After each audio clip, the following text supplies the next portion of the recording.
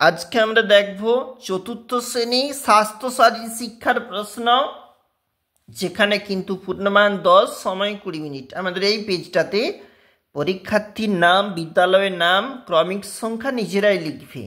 আমরা যাব একটু নিচে শূন্যস্থানগুলি পূরণ করো।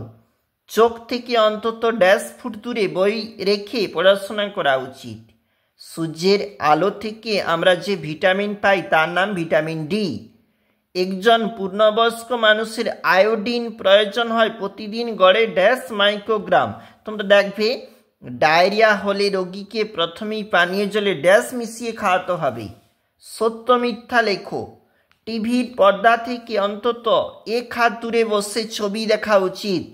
দেখো, এটা ভুল হবে সম্ভবত। তোমরা দেখবে পায়রিয়া হলে দাঁত থেকে রক্ত ও পুজ নির্গত হয়। শিশুদের গলগণ্ড হয় পটাশিয়ামের অভাবে। আমরা যদিও জানি গলগণ্ড আয়োডিনের অভাবেই হয়। দেখবে তোমরা তোমাদের বইতে কি আছে। দাঁত সুস্থ রাখতে প্রতিদিন গুড়াকু দিয়ে দাঁত মাজা উচিত, না মাজন দিয়ে দাঁত মাজা উচিত। এরপরে নিচের প্রশ্নের উত্তর বলেছে ডায়রিয়া রোগের চিকিৎসা পদ্ধতি লেখো।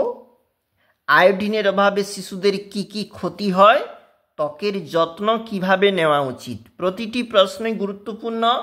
চলে যাব একটু এরপরে, ঠিক যেখানে কলা এবং কর্মশিক্ষা চতুর্থ শ্রেণী, সেখানে পূর্ণমান 10, সময় রয়েছে 20 মিনিট।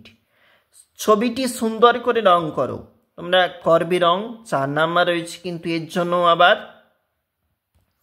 নিজের খুশি মতো একটি ছবি এঁকে রং করো। 6 নাম্বার রয়েছে। দেখো, প্রতিটি প্রশ্নই গুরুত্বপূর্ণ, নিজেরা অবশ্যই দেখবে।